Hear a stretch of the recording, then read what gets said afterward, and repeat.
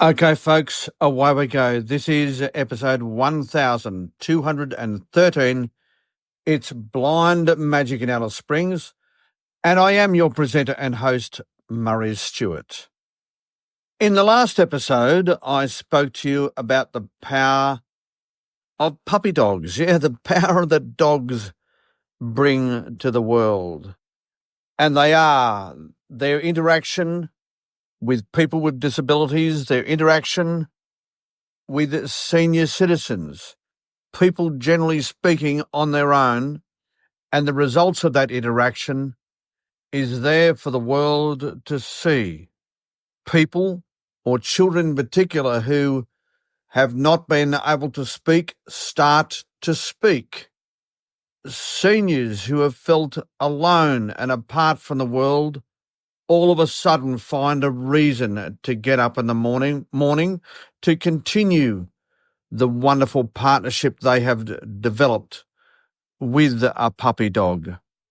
And for me, just the other day, I learnt about the power, the therapeutic benefits that dogs can bring the world by the fact that shortly after a little hug and a pat from a beautiful service dog at the Alice Springs Hospital, I regained my speech. And in doing so, I'm able to speak to you today on this very episode. And today, through the power of the National Disability Insurance Scheme, which may and should and must reign supreme, from this day forward, may it live on, folks, may it live on, regardless of the current challenges. Today, through the agency of the scheme, I was able to speak to a wonderful, wonderful lady. I won't mention her name, but she has a very different disability challenges to what I have, but we were able to speak together with the assistance of the National Disability Insurance Scheme, through the agency of her support worker. And in fact, my support worker as well lent a hand in the conversation. This would not have been possible only a couple of years back. And that's why this scheme, as I said, must stay alive. It simply must. I simply do not want to imagine a world without the disability insurance scheme. But let me tell you about my meeting today with this wonderful lady. Her disability is cerebral palsy, but as I said, through the assistance of both of our support workers, we were able to have a wonderful conversation in friendship.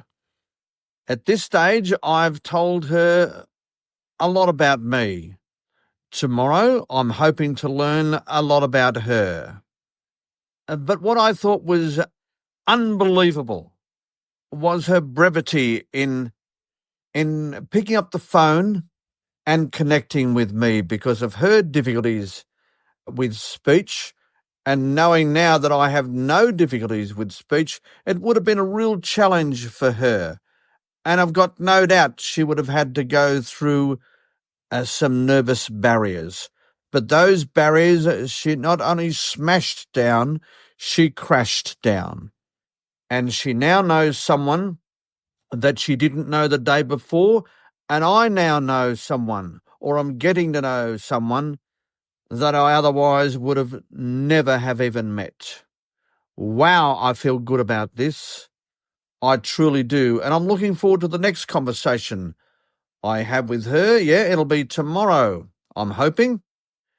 And once that conversation has been had, perhaps another and another. And then eventually, her and I will be on the same page speech-wise, and we will be able to communicate in a fashion whereby we will need less assistance. And that way I could find more and more about her as she will about me.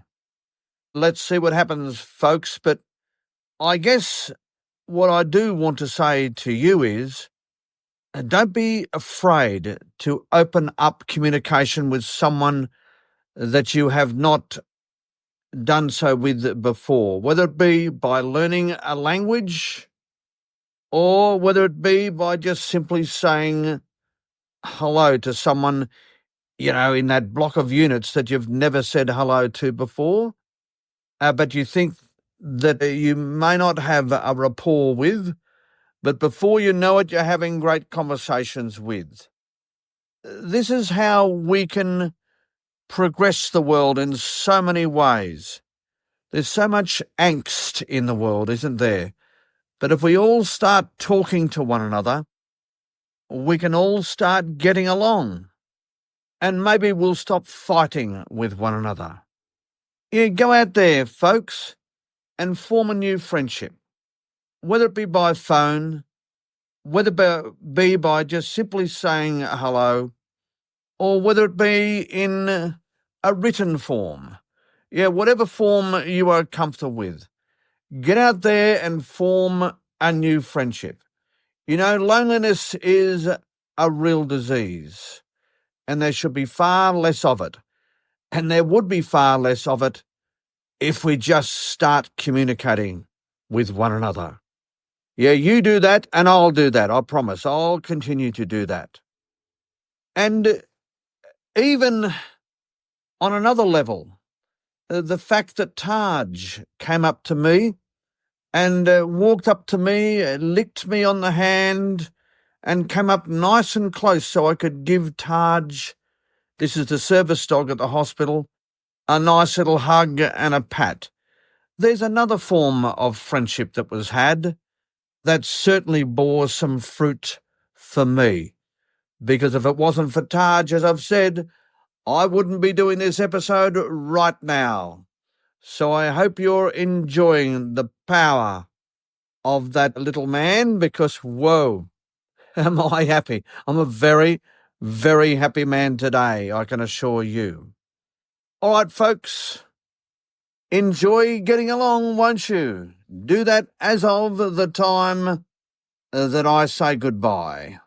So here I go. This has been episode 1213. Thank you, Heather. 1213.